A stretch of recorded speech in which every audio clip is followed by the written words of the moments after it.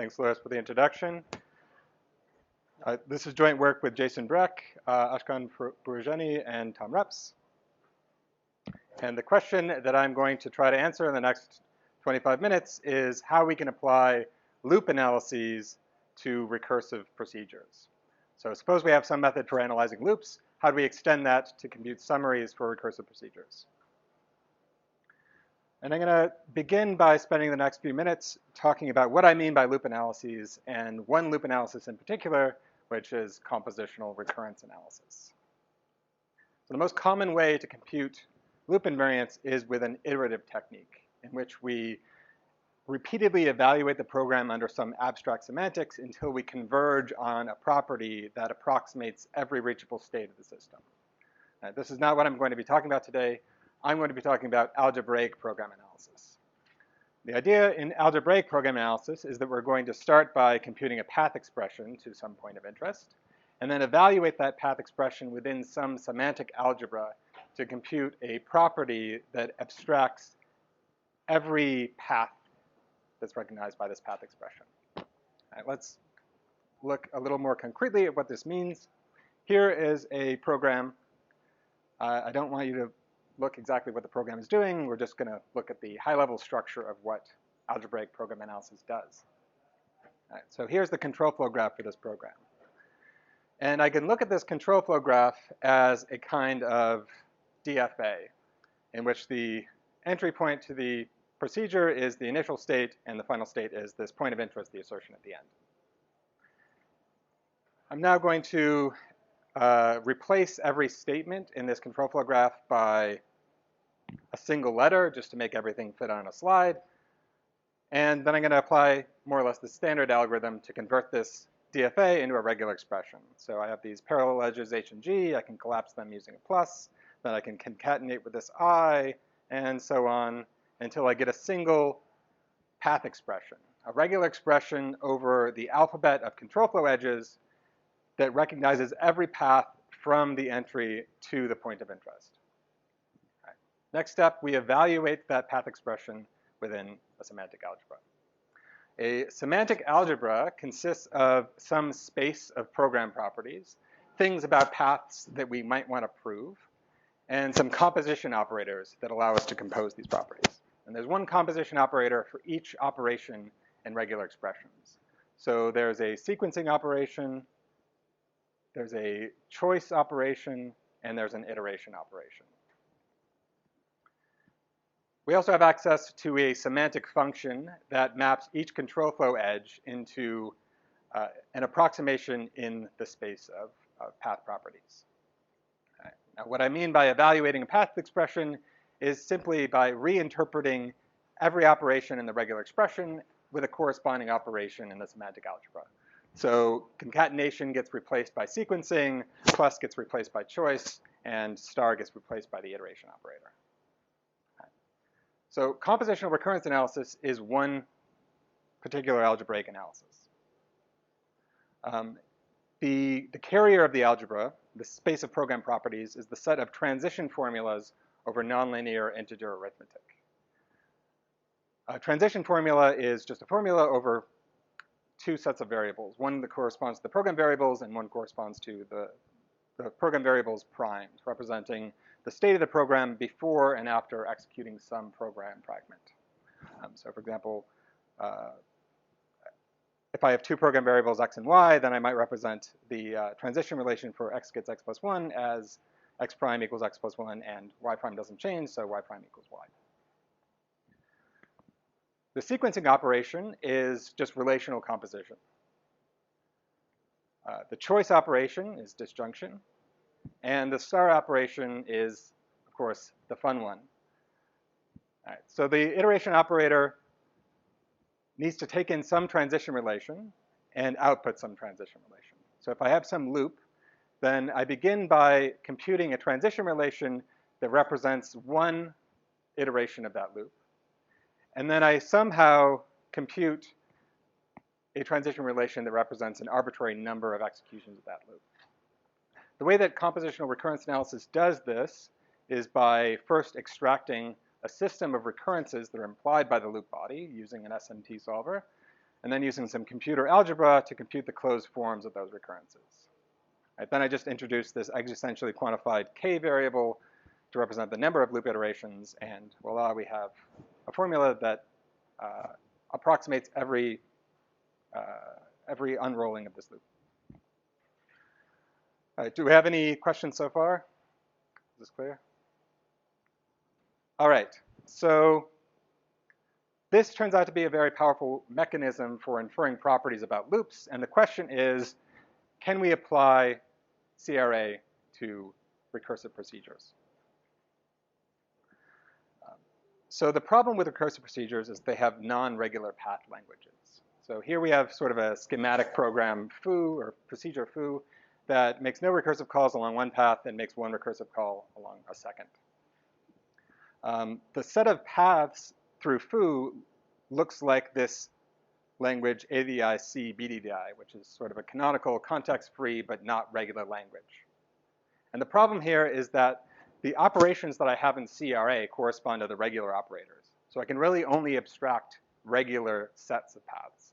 So how am I going to analyze recursive procedures?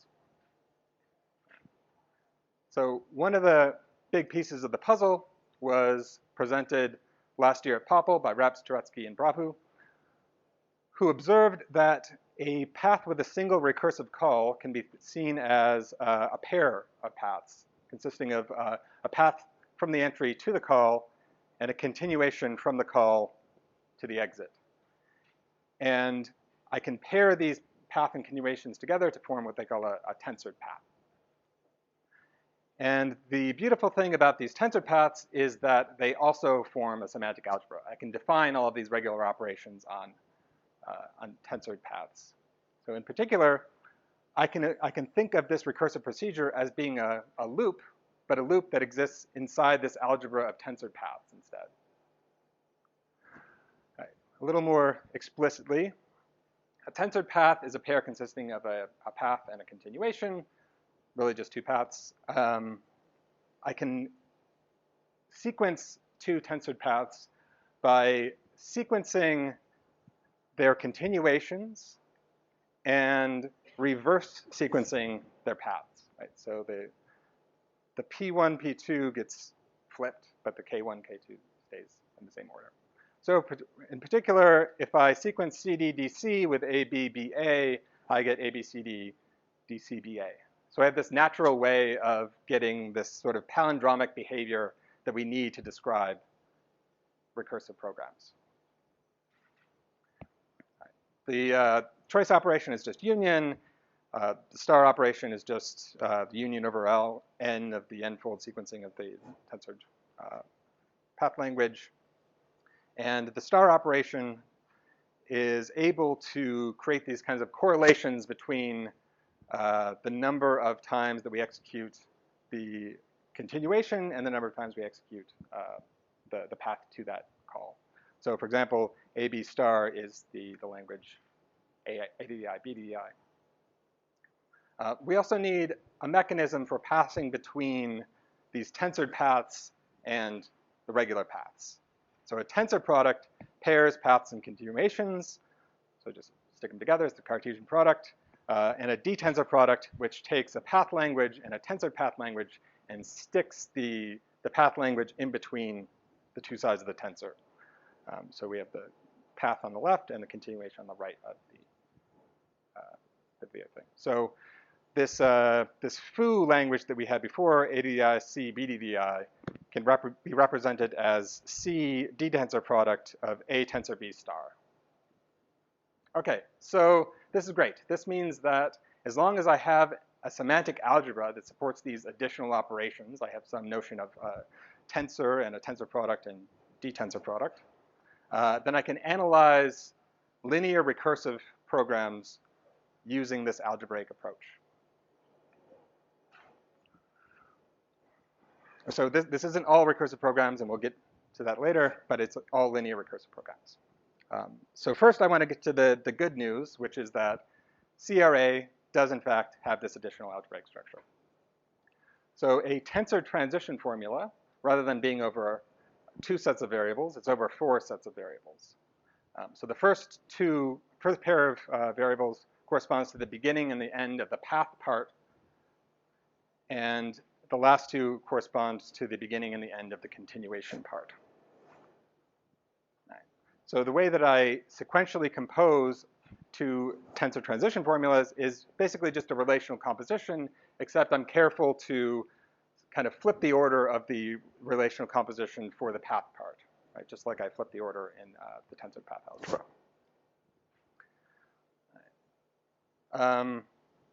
The choice and iteration operators are basically the same. Choice is disjunction. Iteration does this extraction of recurrence relations and computing their closed forms.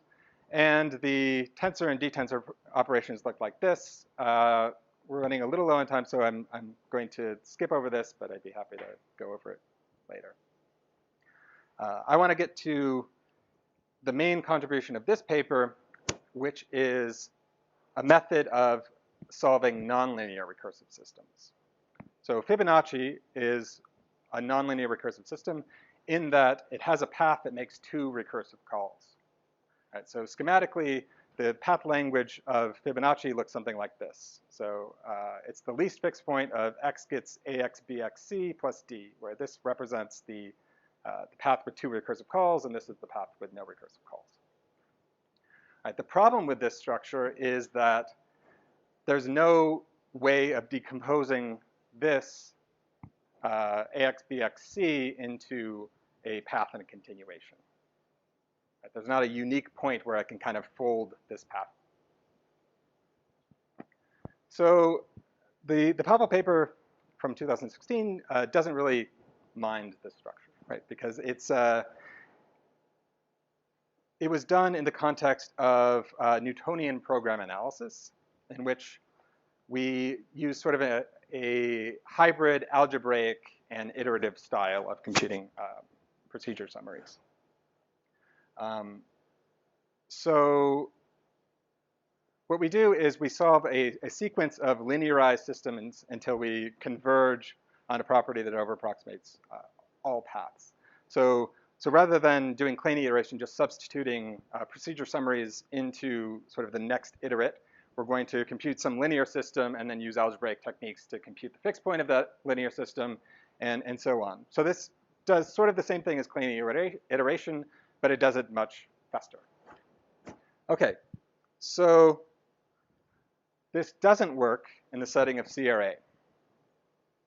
Right, so first of all, CRA, the abstract domain, has arbitrary transition formulas as the space of program properties, and so it has infinite ascending chains. So this iterative computation doesn't necessarily converge. But even worse than that, transition formula equivalence is undecidable because everything is in nonlinear integer arithmetic. So even if this process does converge, there's no way of implementing this equality check that I need to test whether I've actually reached a fixed point. All right, so this is the key idea of this paper. We're going to we're going to take some additional structure that we found in CRA's iteration operator, which is that it can be decomposed into two phases. The first phase, the abstraction phase, takes a loop body transition and computes a system of recurrences from it. We call this phase alpha. And the second phase takes these recurrence relations and computes their closed forms and turns it back into a transition relation. All right, so the interesting thing here is that the recurrences that we get in the middle here have a much simpler form than arbitrary transition relations over nonlinear integer arithmetic. All right, so it's just sort of a conjunction of linear inequations. It's a polyhedron. And we know how to test equivalence of polyhedra. We know widening operators for polyhedra. So we momentarily find ourselves in this simpler abstract domain when we're doing this iteration operator. All right, so this relationship between transition relations and polyhedra in CRA is encapsulated by what we call iteration domains. So given some semantic algebra, an iteration domain for that algebra is a lattice that has effective equivalence and widening operators and is such that the iteration operator of the algebra can be written as the composition of an abstraction function that goes into the iteration domain and a closure function that goes out of the iteration domain. And the idea is that we're going to detect and enforce convergence of this iterative process by just at every iteration point, we're going to observe what's happening at the polyhedra and use that to prove something about what's happening with the transition relations. All right, let's see how this works. So here's our Fibonacci language, and we're going to begin by rewriting it so that all variables appear below a star operator by introducing these tensor operations. So the intuition here is that all recursion should be kind of guarded by one of these iteration operators. It's similar to how in iterative program analysis, every loop is broken by some node at which we're going to apply a widening operator. And any recursive system can be so transformed using a process similar to Gauss-Jordan elimination. I won't have time to talk about exactly how it's done, but you can read the paper for more details or talk to me. All right, once the system is in this form, we can solve it iteratively, like so. So we begin with an empty transition relation, and then we compute a first loop body polyhedron by applying the abstraction function to the loop body. Then we compute the next transition function, or transition relation, by applying d tensor product with the closure of the loop body. And then I compute the next polyhedron by taking the abstraction of the loop body widened with the previous polyhedron for the loop, and so on. And so the result is that I have a terminating computation in the domain of polyhedra because I've used this widening operator. So eventually there's going to be some n at which Pn and Pn plus 1 coincide.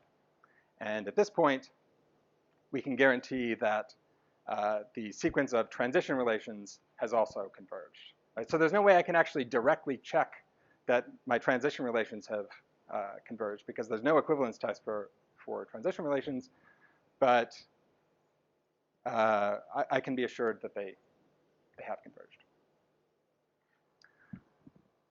All right, so the high-level view is that given a system of recursive equations defining a set of paths through a program, we first use the tensor domain to rearrange the system using the tensor and d-tensor products so that every variable appears below a star.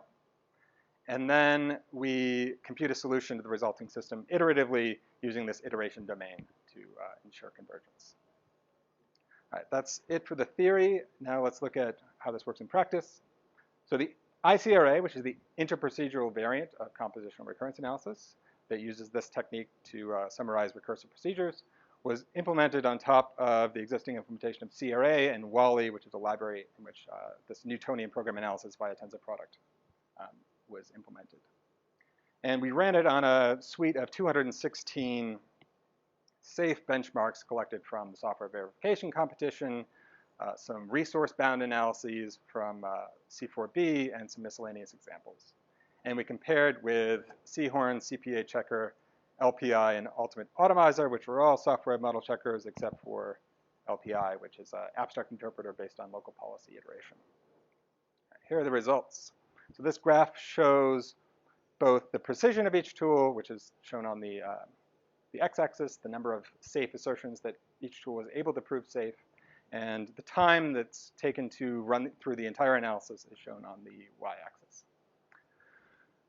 All right, so we see that in terms of precision, ICRA performs fairly well. Only Seahorn is able to perform or able to verify more benchmarks. It does 30 more, and ICRA does 40 more safe assertions than the next than CPA Checker, which was the third place tool. We also see that ICRA is significantly faster than the other tools. So it's about 7.5 times faster than Seahorn. All right, so these are pretty good results, but what I think is really exciting about this is that all these other tools rely on abstraction refinement in order to prove complicated properties. Right? So they tailor the precision of their abstract domain towards a particular property of interest, whereas ICRA doesn't do that. Right? So everyone uses this big hammer except for ICRA. ICRA is fully compositional. It doesn't rely on knowing about the property of interest in order to prove things. Right. Summing up, algebraic analyses can be extended to recursive procedures, and the two key components here are tensor domains that rearrange recursion into loops in the tensor domain, and iteration domains, which we use to detect and enforce convergence of an iterative process on top of all of this. Right. That's it. Thanks.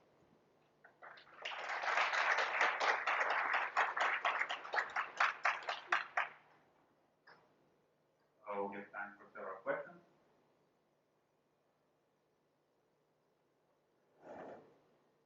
Okay. Oh, yes. So going forward, would this recipe carry over to properties apart from, let's say, those that can be expressed as polyhedra? What if you have, let's say, a transition function encoding properties that are not possible to express as polyhedra? So, okay, the transition relations themselves already express properties beyond polyhedra. But the question maybe is whether the iteration domain can be extended beyond polyhedra. And the answer is yes. So what's actually implemented in the tool is something like a disjunctive completion of polyhedra. So we actually do support multipath loops. And so yes, the theory extends beyond polyhedra for sure.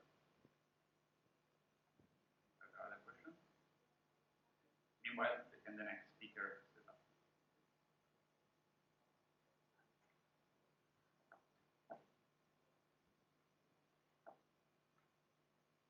He's Can you relate this work to the work on transition invariance? on transition invariance. So we compute transition invariance using a different technique, and we don't apply to determination, which is typically what we're interested in the context of transition invariance. So yeah, I mean, there are two different mechanisms for achieving sort of the same thing. Is it possible that you might be doing some extra work because, especially in the case of recursion, if fixed point is achieved before I, so would you unnecessarily keep on analyzing the recursive call? Before I, what do you mean? By I mean, for example, you showed the continuation path is I and the return path is I. A to the power I and B to the power I. Oh, so okay. So the ADI BDI example. Right. So that's a case. So the domain of actual tensor paths doesn't have any of the properties we would want it to actually apply to analysis. This is sort of an uncomputable analysis that we use to justify the correctness of our technique rather than something that we actually want to compute.